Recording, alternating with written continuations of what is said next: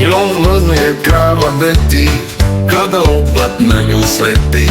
Rep joj ga svet strane leti, obat beti jako šteti.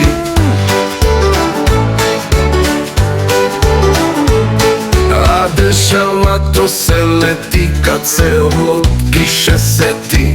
Beti hoće da ga mlatne, nevolje su njene znatne. Kad joj žica stvarno pukne, svima kaže prosto mukne. Zbog obada Beti strada, naprosto se zaobada.